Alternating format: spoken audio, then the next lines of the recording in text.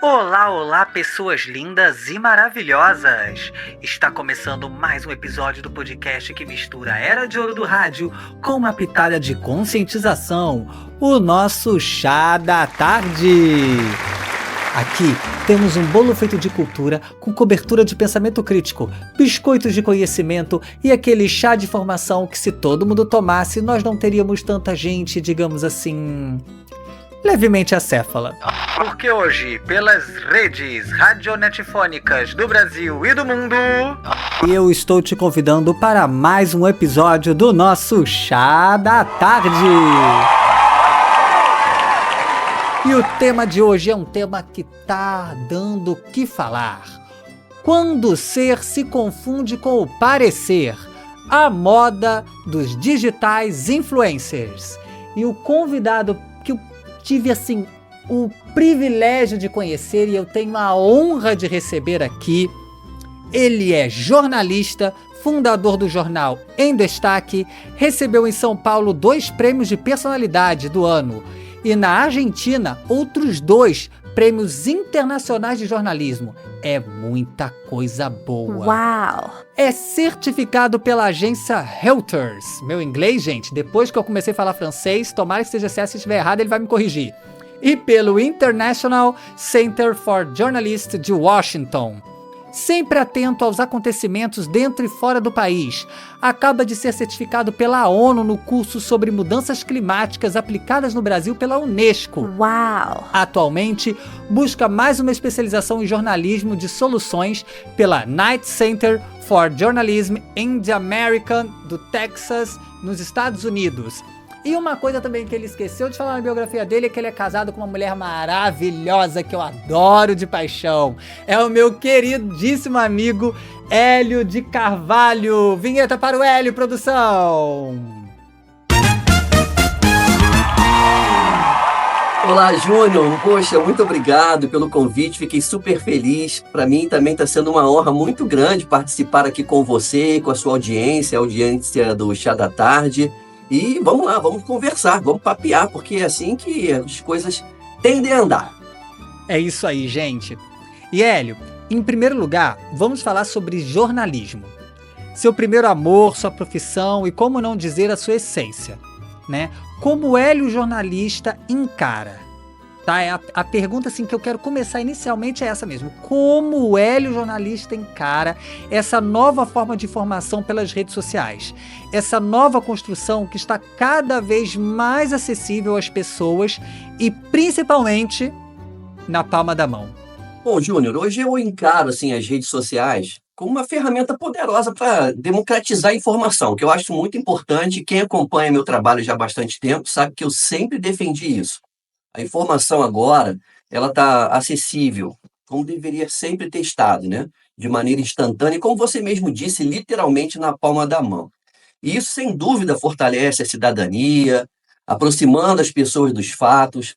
Mas, Júnior, a questão crucial aqui é a diferença entre informação, opinião e notícia, que muitas vezes se perde nesse ambiente digital. Por exemplo, um conteúdo bem elaborado, né, que siga os princípios do jornalismo, requer uma base sólida de conhecimento. Você sabe disso, né? Apuração, compromisso com a verdade. Você sabe que hoje tem muita gente que está compromissado com a mentira, né? São pessoas que ganham muito mais do que eu e você juntos para disseminar mentiras, né? E isso é lamentável, mas enfim. Então, o compromisso com a verdade. E essas coisas são coisas que não se constrói apenas com um smartphone e uma postagem, Júnior. Tá? Olha, para você e a sua audiência terem uma ideia, há tempos eu desisti de buscar furo de reportagem. Gente, vocês que estão nos ouvindo agora, furo de reportagem é uma coisa fundamental para um jornalista. Sabe? É uma coisa que realmente se busca muito, e isso pode nos colocar em condições, em posições muito atraentes, muito positivas dentro do nosso trabalho, da nossa profissão. Se você me permite, Júnior, eu quero contar aqui, naquela época da Covid, que não faz muito tempo, né, da pandemia, né, quando a pandemia já estava fazendo as suas vítimas fatais aqui no Brasil, fora, e não tinha morrido ainda ninguém no estado do Rio de Janeiro, deu entrada num estado bem avançado da doença, lá em Niterói, um senhor. Então, toda a grande imprensa do estado do Rio de Janeiro ficou focada ali em Niterói. Mas aí o que que aconteceu? Uma senhora deu entrada aqui no hospital municipal e em pouco tempo ela veio a falecer antes desse outro. Então, o meu jornal, o Jornal em Destaque, foi o primeiro a noticiar a primeira morte por Covid, né, pelo coronavírus, no estado do Rio de Janeiro. O telefone da redação não parou, toda a grande imprensa pedindo colaboração, aquela colaboração de colegas e tal, contato da família, enfim, aquela coisa toda. Então foi muito forte, né, você poder noticiar, dar um furo de reportagem como aconteceu. Só que hoje, Júnior, em meio a tanta desinformação, eu valorizo a checagem do fato, a verificação da fonte. Eu mudei muita coisa nesses mais de 10 anos que venho fazendo jornalismo aqui na nossa região. Então, voltando à questão das redes, são sim um terreno fértil, mas cabe a nós jornalistas, né, nós temos essa responsabilidade de instruir o público a distinguir entre o conteúdo verificado e o conteúdo opinativo, sabe, para que a sociedade aprenda a usar essas ferramentas aí com discernimento e consciência. Por exemplo, dentro do Jornal em Destaque, no site do Jornal em Destaque, quando é uma notícia, a gente tem um selinho lá no comecinho, antes da matéria, que diz, ó, foi verificado, um selo de verificação. Quando é opinião, tem lá um selinho. Esse conteúdo tem caráter opinativo. Isso é uma forma que a gente tem de instruir o leitor para que ele realmente saiba o que ele está recebendo. Então, olha, quer ver uma coisa de mudança de comportamento que eu acredito muito, eu acho que a gente precisa, né, e é bom esse espaço para que a gente possa falar. Há um tempo atrás, a gente pegava um produto na prateleira do supermercado para colocar no nosso carrinho, na nossa cesta, depois de verificado ou a marca ou o preço. Só. Se você estava acostumado com uma marca, você ia lá, analisava, era aquela marca, colocava, ou então, não, vou pegar o mais barato, só isso. De um tempo para cá, as pessoas começaram, e hoje é muito raro alguém também checar a data de validade. É ou não é? Coisa que não se fazia antes. Então, houve sim uma mudança de comportamento, né, em razão aí de uma série de leis aí que vem garantir aí o consumidor, mas eu acredito, sabe, Júnior, que assim como a gente mudou o nosso hábito de adquirir produtos, e sabendo que a responsabilidade é de quem produz. Mas o que que custa? Sou eu que vou consumir, por que que eu não vou dar uma olhadinha para ver se aquele produto está servindo, ainda está na validade, né? Se eu posso realmente consumir sem nenhuma preocupação. Então, Júnior, para concluir essa parte, essa primeira pergunta que você me fez, para mim, a informação, a notícia, elas também precisam passar por essa desconfiança de parte de quem consome. Tem que passar pelo crivo da desconfiança de quem está consumindo a notícia e a informação. É fundamental, né? E você tá falando dessa questão da Covid, e eu realmente me lembro, eu lembro assim, não nitidamente, mas eu digo assim, a, o, é fresca a memória de quando realmente todo mundo começou a falar, Niterói, e acho que teve um caso também meio que levemente pincelado, me vem aqui na mente, se era São Paulo, e aí de repente acontece aqui Miguel, do nada, e a gente fala assim, oi? Como é que é? E aí a gente leva aquele susto, né? E isso, gente, eu me lembrei agora da minha mãe falando assim, que eu falei pra ela, mãe, saiu no Em Destaque. Aí minha mãe, oi? E assim, foi aquele boom que a gente levou, porque realmente, gente, é aqui dentro de casa. Como que foi a sua sensação de ter noticiado, só pra gente abrir um parêntese mesmo, porque já que a gente já tá nesse mês aí que, abre aspas, faz aniversário, né, a Covid ou a pandemia faz aniversário agora nesse mês de fevereiro, como que foi pra você noticiar o primeiro caso de falecimento, né, o respeito ao luto da família, mas é só pra gente lembrar como foi pra você noticiar esse primeiro momento, esse primeiro caso, foi assim, não sei, eu quero que você fale assim, porque agora me veio essa curiosidade.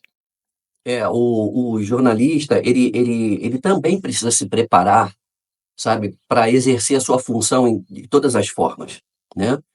Nem sempre a gente tem coisas boas para falar, né? E aqui, principalmente, vivendo numa cidade do interior, aqui todo mundo conhece todo mundo, sabe? Aqui muito raramente alguém tem nome próprio, geralmente é você é o filho do fulano, né?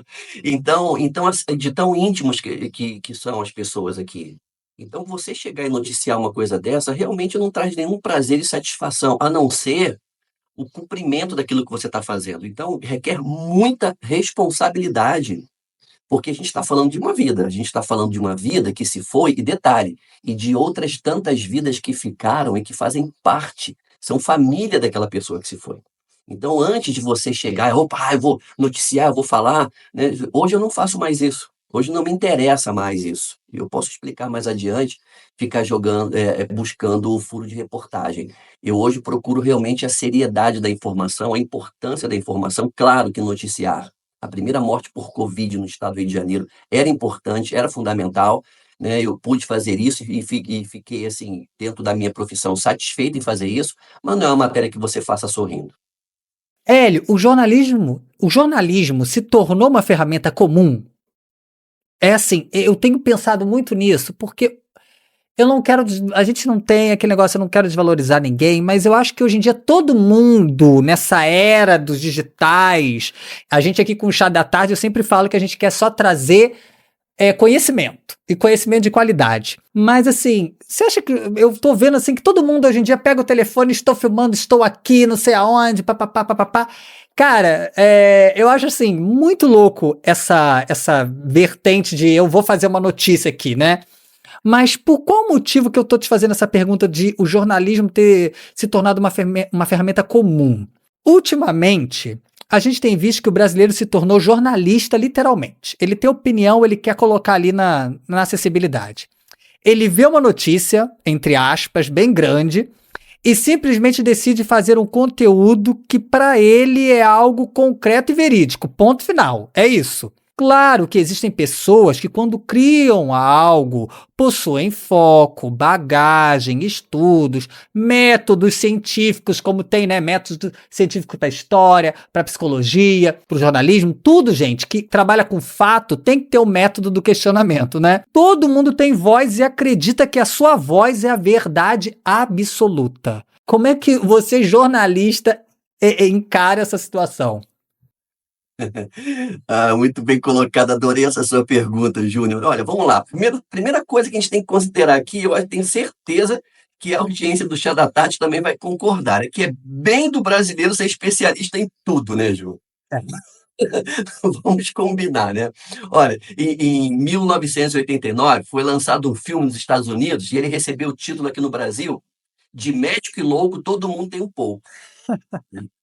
Foi bem badalado esse filme aqui. Agora, se esse filme retratasse os brasileiros, ele se chamaria de médico, técnico de futebol, economista, coach, mensageiro de Deus, jornalista, advogado e louco. O brasileiro tem um pouco. Quero aplausos, produção, quero aplausos. Por aí. Olha, Júnior, olha, o jornalismo, ao longo de sua história, ele sempre foi uma ferramenta de mediação, de construção de pontes entre o fato e o cidadão. Isso eu tenho assim uma paixão muito grande e, né, por esse trabalho que o jornalismo executa para a sociedade, né? Mas o que a gente está vendo hoje é que muitas pessoas se auto-intitulando jornalistas por publicarem conteúdos nas redes, como você falou aí, né? É exatamente o reflexo desse acesso facilitado às ferramentas de produção de conteúdo. Mas aí eu chamo a atenção de quem tá nos ouvindo agora. Isso não significa que todos esses conteúdos se encaixem no que sabemos ser jornalismo, tá? Porque, gente, a prática jornalística envolve técnicas, como você bem colocou já na sua pergunta, ética, a responsabilidade de apurar informações com rigor. Então, um jornalista profissional, ele está preparado para separar fatos de opiniões, por exemplo, e tem um compromisso com a verdade, repito, e a precisão. Olha, eu gosto muito de dar assim, alguns exemplos. Eu vou falar muito rapidamente uma situação também que aconteceu. Eu fui chamado pela polícia aqui para cobrir uma batida a uma plantação, sabe, de entorpecente aqui, bem, bem braba mesmo aqui na cidade. E não era uma questão só de tamanho, só não, era questão mesmo de sofisticação da forma do plantio, tá?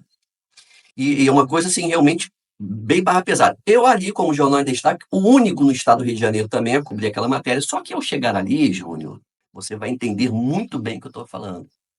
Ao chegar ali, a casa da pessoa era uma casa sem energia elétrica, muito humildezinha, né? Em alguns lugares as pessoas costumam chamar de meia água, sabe? muito humildezinha, sem energia elétrica, tinha uma menina, talvez de uns 10 anos de idade, à luz de vela, estudando, estava com o livro didático aberto, estudando à luz de vela. Você imagina, Júnior, se eu chego e faço uma matéria como tem que ser feita, porque quando você entra na faculdade, quando você vai fazer jornalismo, a primeira coisa que você aprende é o tal do lead. O lead, Júnior, são 6 perguntas que você tem que se fazer para que essa matéria que você está construindo seja uma matéria realmente jornalística. Então, você tem que responder dentro da matéria 6 perguntas. O que, quem, como, quando, onde e por quê. Tem que estar ali, senão não é matéria jornalística. E na parte do quem? Quem é que eu coloco? Eu vou colocar o nome dessa pessoa para essa criança no dia seguinte chegar na escola, todo mundo ter lido lá, os coleguinhas, os professores, sabendo que o pai dela é um plantador de drogas, sabe? Então, eu vi assim, não, eu não posso fazer isso. Eu não posso fazer isso. E os leitores ficaram muito revoltados, sabe? Muita gente, pô, quem é a pessoa? Fala o nome, a gente precisa saber o nome, né? E eu me privei disso, de fazer a matéria como eu aprendi na faculdade, como eu sei que tem que ser feita uma matéria, em razão do quê? Em razão da responsabilidade. Não é só a matéria é maravilhosa. Imagina a plantação daquela aí, o único jornal, mas e o resto? Júnior, você me fez também lembrar de uma situação, de uma ocasião. Houve um acidente em Arcozelo, Uhum. um acidente muito feio, e os passageiros que estavam naquele carro foram arremessados. Então, foi uma coisa um acidente muito feio e uma cena assim muito triste. Tá? Eu fui até o local e eu não fiz foto. E estava nas redes sociais um monte de fotos das pessoas aí naquelas condições, né?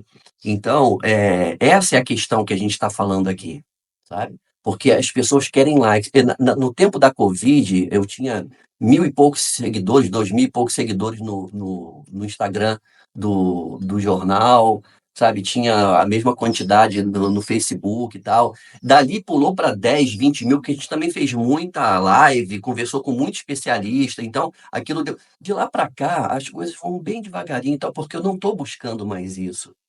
Sabe? Eu entendi que, como jornal, eu não sou produtor de entretenimento, sabe?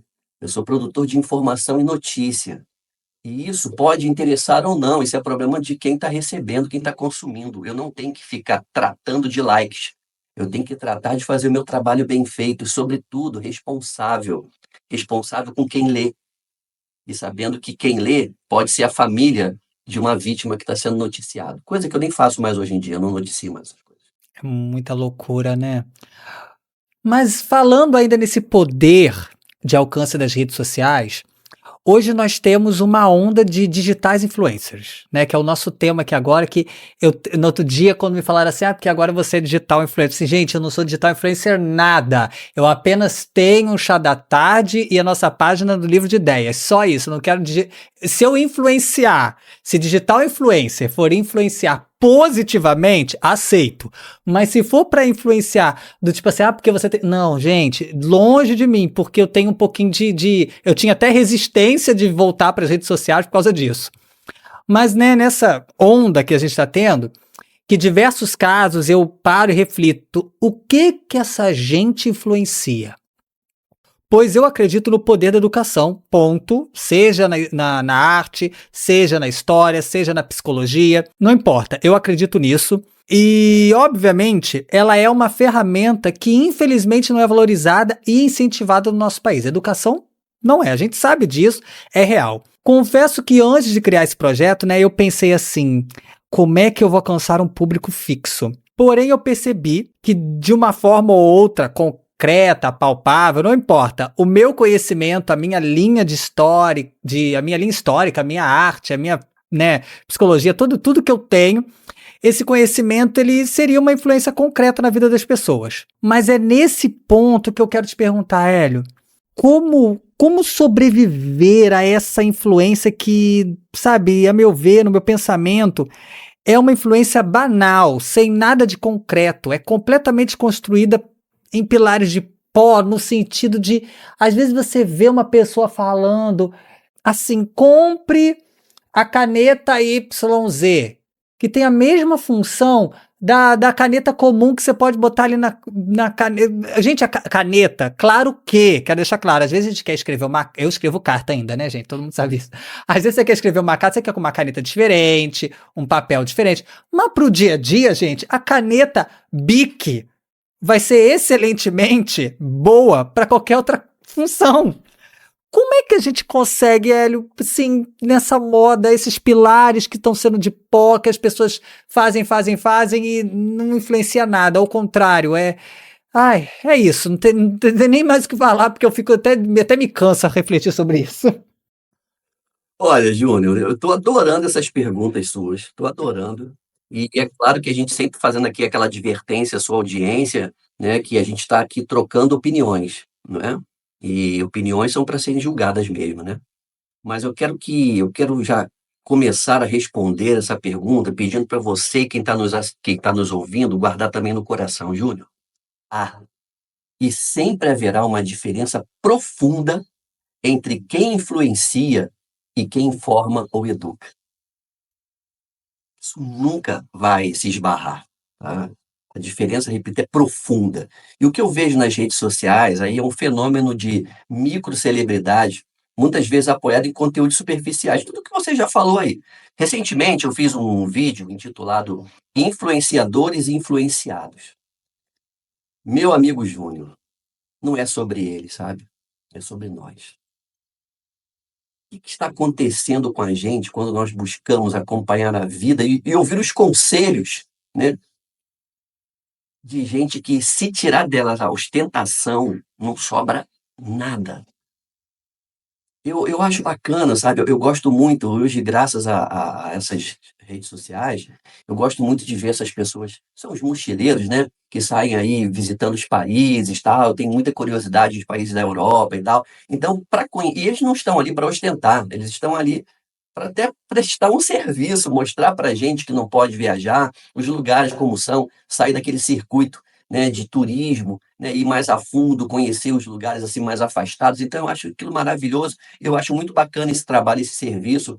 Então, tem muitos seguidores, eu acho muito bacana, porque a ideia aí não é ostentar, mas você chegar e ficar mostrando carro importado, aí é festa de não sei o quê, é festa de não sei o que lá, é casamento hoje, aí depois é festa do descasamento amanhã, sabe? Então, sabe, e milhões de pessoas. Então, olha, Júnior, sinceramente, jura que nós resumimos a nossa vida, a preciosa vida que nós temos, a compras, a adquirir coisas, sabe? Então não é sobre eles, sabe? É sobre a gente. Para mim, o que define a verdadeira influência é a base sólida de conhecimento e o compromisso com o impacto social e educativo que se gera. Por isso você é um influenciador, sim. Então, porque tem muita gente interessante aí, porque tem, tá? Muita gente interessante produzindo conteúdo extraordinário. Tem pessoas que passaram por uma experiência ruim, uma doença, né? E ela então passa a viver em função de esclarecer as pessoas. Nossa, tem tanta coisa bacana nas redes sociais, tem tanta coisa bonita, inspiradora, sabe? Pessoas que realmente merecem aplausos, sabe? Que merecem ser seguidas, sim, né? Mas no contexto atual, influenciador é quem tem milhares, milhões de seguidores. E nem sempre significa que eles tenham conteúdo, né? O que precisaria ser aí questionado é a natureza dessa influência. Ela contribui para a sociedade? Ajuda as pessoas a pensarem criticamente, que aí é o meu caso, né? Eu gosto muito de provocar as pessoas que acompanham o meu trabalho, sabe? Provocar. As pessoas debatem, tal.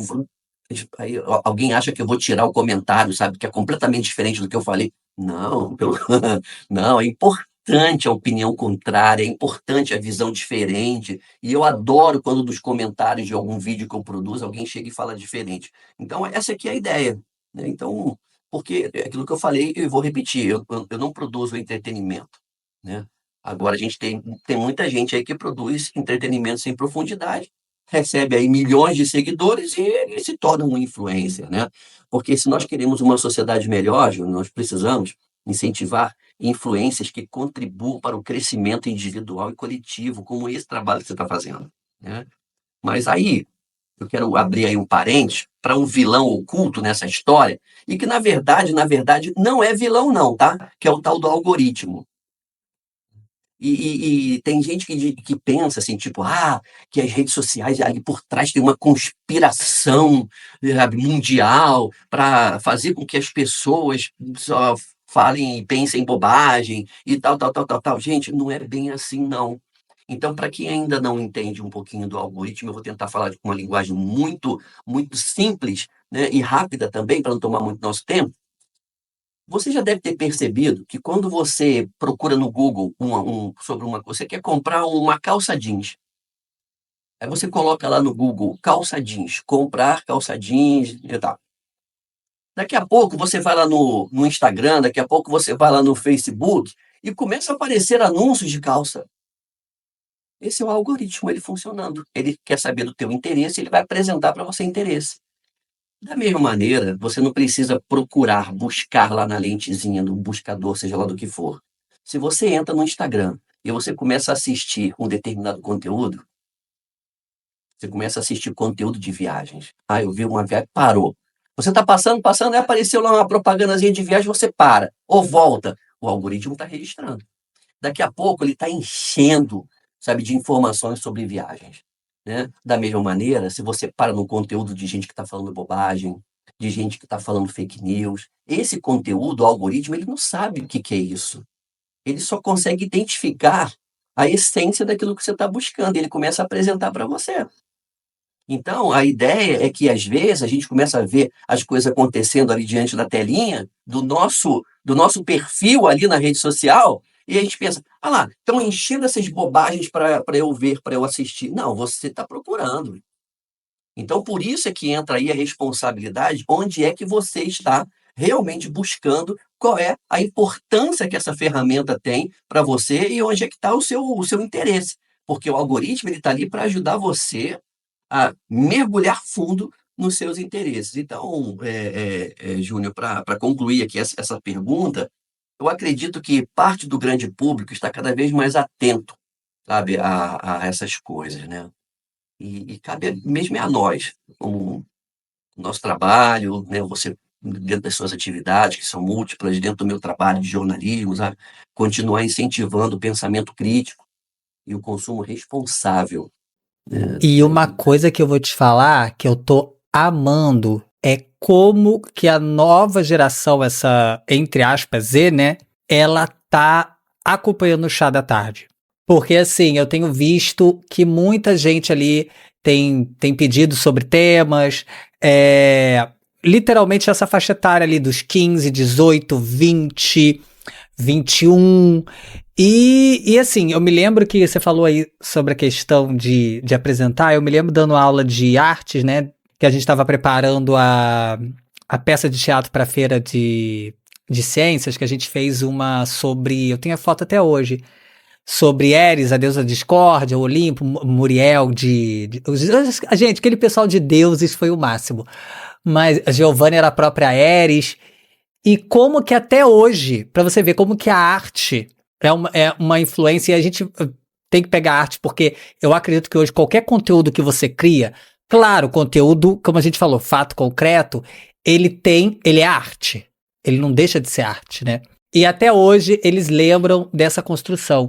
E isso você tá falando é importantíssimo. Tudo que a gente busca, tudo que a gente procura, tudo que a gente corre atrás, no sentido de sentar e hoje eu quero ver o podcast X, Y, Z, o algoritmo ele vai gerar isso para você. E ainda falando sobre essa onda de influência, né, nas mídias, eu queria tocar e pedir seu olhar como jornalista, e que na minha opinião você é um influenciador concreto, no que condiz a ideia de que a arte, principalmente a televisiva, está sendo substituída por esses influencers. Por que disso, gente? Vamos lá. Na minha opinião, como dizia minha queridíssima amada Margarete Teixeira, Margot, foi minha professora de teatro, a gente já atuou juntos. A essência da arte você aprende ali no palco, Hélio, sabe? É você fazer o teatro, é você fazer a faculdade ou a escola de teatro, é você estar no palco para depois você, sabe, aprender a essência. Para mim, o teatro é a essência da arte. É como se fosse assim, é a gestação. Você está sendo gerado ali no teatro para depois, né? E vamos lá. Essa prática do digital influencer ocupar o lugar do ator? É um caminho sem volta? Olha, eu temo, eu temo, eu temo. Mas, Júnior, eu vejo a arte, o Jornal em Destaque, ele é testemunha disso, né? O espaço que a gente dá para a arte dentro do nosso jornal, acho que não tem nada parecido, nem a grande imprensa dá tanto espaço para a arte, para a cultura, quanto o nosso Jornal em Destaque, porque eu vejo a arte como uma expressão profunda da cultura e das emoções humanas. É algo que carrega história e sentimento, que educa, que transforma, né? Que você bem colocou. Eu com a comunicação, eu trago a comunicação como experiência há muito tempo. O pessoal que me acompanha dos tempos antigos sabe que eu trabalhei na rádio aqui de Miguel Pereira, eu trabalhei em televisão em Curitiba, e aí só depois disso é que eu vim fazer faculdade. E eu entrei na faculdade já com uma bagagem de comunicação muito grande. E sabe para que serviu? Para nada. Você que está ouvindo a gente aqui, no Chá da Tarde, eu vou dizer uma coisa para você: nada substitui uma formação superior. Nada substitui realmente esse conhecimento adquirido através, sabe, do estudo. A experiência, ela é fundamental, ela é sensacional. É claro que ela faz a diferença, mas a partir do conhecimento, né, a partir da ciência, a partir da aquisição de conhecimento daquilo que você pretende realizar. Então, muitos influenciadores hoje não têm esse compromisso, sabe, de conhecimento, né, de buscar conhecimento, e o que gera uma substituição perigosa no imaginário do público, tá, Júnior? O que me preocupa é que estamos correndo o risco de perder a conexão com a arte genuína e com as emoções que ela evoca.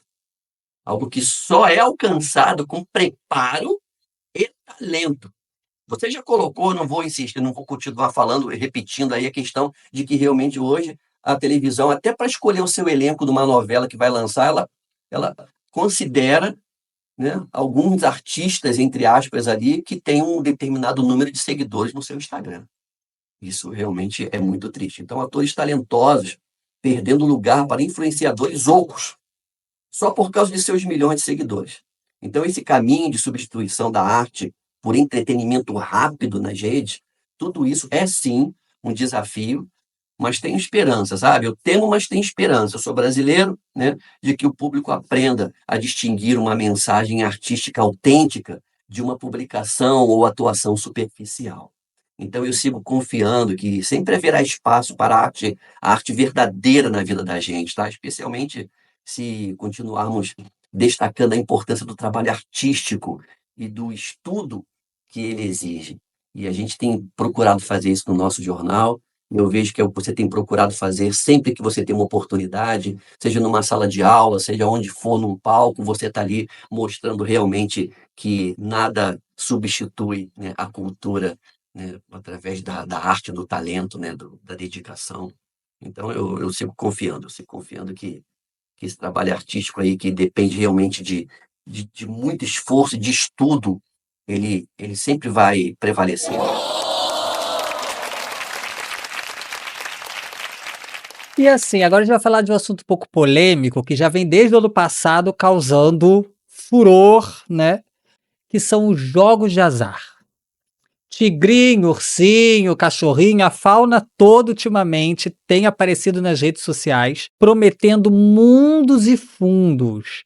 E aí uma hora legaliza, outra hora é complicado, tem que ver, sabe? Isso aí tá tomando posse da internet e pessoas assim falindo por causa disso. Você consegue fazer uma crítica através do seu olhar sobre o motivo de tanta gente abraçar essa falsa ideia e principalmente desses influenciadores que supostamente, quero deixar bem claro, supostamente apoiam esse mecanismo? Olha, Júnior, isso é um fato, tá? Os jogos de azar eles estão ganhando espaço nas redes sociais e muitas vezes impulsionados por esses tais influenciadores que atraem o público com promessas de dinheiro fácil. E esse aí é o problema. Vamos analisar aqui esse fenômeno. Olha, uma pesquisa recente do IBGE, aproximadamente 67,19% dos ocupados no país recebem até dois salários mínimos. São 2.400 e pouquinho reais por mês. Isto representa, Júnior, cerca de 65 milhões 565 mil trabalhadores. Então, na verdade, essa prática, ela se alimenta da pobreza, ela se alimenta da necessidade das pessoas, né? E também se alimenta de vender um sonho ilusório. É aquela história que a gente estava falando ainda há pouco, quando começamos a falar sobre os influenciadores, né? Que eles ficam esbanjando carro, casa, mansão, viagens e restaurantes estrelados e aquela coisa toda. Aí diz, olha, eu tenho uma rifa aqui e você pode ficar milionário, né? Então, na verdade, essa prática ela se alimenta disso, da pobreza e de vender um sonho ilusório, algo que sabemos que não tem nenhum fundamento na realidade. A realidade, na maioria das vezes, é outra, bem outra. O caminho dos jogos de azar, principalmente para o público mais vulnerável, leva a perdas financeiras, adoecimento, problemas, né, de saúde mental, graves problemas. Então, Júnior, quando influenciadores promovem esses jogos sem considerar o impacto social, psicológico, passam a atuar de maneira irresponsável. É isso que estão sendo. São influenciadores porque têm milhões? Sim, mas também são irresponsáveis, porque estão incentivando comportamentos que trazem prejuízos pessoais e sociais. Então, esse é um ponto em que nós precisamos ser firmes aí na nossa crítica, sabe, Júnior? E no alerta ao público. Eu também fiz aliás, há anos eu venho batendo na mesma tecla, né? E a última matéria que eu escrevi foi O Brasil das Bets que proíbe o cassino. Então é uma coisa assim que não tem lógica, sabe? Porque o cassino, pelo menos, né, é uma casa de jogos, mas não é só isso. Você vê os cassinos aí, sabe? São verdadeiras empresas de entretenimento, empregam gente pra caramba, tem hotéis que vêm junto, e aí emprego e toma emprego. Essas bets da muitas nem daqui são, não emprega ninguém aqui, sabe? A gente não vê dinheiro desses impostos, nada. Então, quer dizer, é uma coisa que a gente precisa realmente chamar a atenção das pessoas, gente, o que está acontecendo? Eu acredito que vai haver aí uma força, sabe, política, uma força jurídica que vai dar uma freada nessa história, sabe, Júnior? Mas, enfim, a questão é a informação verdadeira, ela que deve prevalecer e é o que nós devemos fazer. Eu, como jornalista, sabe, eu acho que todo mundo que tem essa ferramenta na mão de poder chegar e conversar com o outro, né, o que nós devemos é continuar, né, atuando para combater a propagação dessas armadilhas, porque são pessoas que se fazem valer das pessoas que confiam nela, que são milhares, milhões, né, para ficar dizendo onde investir dinheiro, para dar golpe aqui, dar golpezinho ali, ficar rindo das pessoas e passeando pelo mundo. Então eu defendo, sabe, Júnior, uma punição severa para quem usa a sua influência para induzir as pessoas ao engano. Hélio, quando esse sininho toca, quem já tá acompanhando a gente aqui sabe que, infelizmente ou felizmente, pra gente no caso, o nosso chá já está chegando no fim. E esse sininho simboliza que o nosso bolo, nossos biscoitinhos estão saindo do forno e nós vamos agora poder degustar de um bom chá da tarde. Mas assim, eu queria agradecer inicialmente a você por ter participado, mas antes nós temos o nosso famoso Jogo das Xícaras. Como funciona o Jogo das Xícaras, Hélio? Eu tenho aqui 4 xícaras, tá? Cada uma delas tem um significado. A primeira é o chá de laranja com limão, é um isso ou aquilo bem rápido. A segunda, um chá de canela, que é o jogo rápido, te pergunto e você lança a resposta. A xícara número 3 é o chá de morango, reflexões sobre a vida, que você pode fazer aqui uma reflexão, um pensamento para deixar para os nossos ouvintes. E a xícara número 4, o chá de abacaxi com gengibre, que é uma situação problemática que eu vou trazer para você aqui. Vou embaralhar aqui para você. E aí você vai escolher a primeira, a segunda, a terceira ou a quarta? A segunda. A segunda, muito bem. A segunda é o chá de gengibre com abacaxi, uma situação problemática. Hélio, a sua opinião para a seguinte questão: como combater as fake news em pleno 2025? Eu penso que, como jornalista, existem publicações, né, que colocam aí nas redes, que são muito bem elaboradas, algumas técnicas até bastante sofisticadas, né? A gente tem aí falado muito ultimamente, até a própria imprensa mesmo tem colocado aí, né, que são as deepfakes, que usam imagens de pessoas e falas e os lábios, aquela coisa toda. Então, realmente é bem difícil de você identificar e elas tratam realmente de assuntos que têm cara de notícia, de informação, né? Então, para essas, eu penso que vale aquela questão que a gente falou lá no comecinho de duvidar, né? De usar sempre aquele senso crítico. Pô, peraí, isso aí não está muito esquisito, não está muito estranho. Então, a questão de terra plana, essas coisas todinhas, eu acho que isso é uma questão realmente que já está no campo, sabe, que não é daquela coisa de você ter sido surpreendido por uma coisa enganosa, por alguma coisa que fizeram até muito bem feita, né, e que realmente enganam até os mais espertos, né? Então, para isso, a gente tem que estar sempre atento. Agora, para essas coisas de terra plana, de não existe isso, não existe aquilo, sabe? Isso daí tem que procurar ajuda médica. É só assim que pode combater. Olha, Hélio, foi maravilhoso ter você aqui nesse episódio, nesse 5º episódio do nosso Chá da Tarde. Bem, você quer mandar algum recado agora para alguém pelas redes radiofônicas do nosso chá? É o seu momento. Eu queria primeiro, sabe, louvar a sua atitude, Júnior, de trazer de volta, sabe, um pouquinho disso, né, que é a rádio, a gente poder enviar as frequências. Agora tem aí uma novela, né, que começou falando daqueles tempos também lá, né, dos programas, né, com aquelas gírias, aquelas coisas do passado. É uma delícia poder visitar, revisitar. Então, Júnior, parabéns por essa iniciativa. Você realmente é um bom influenciador.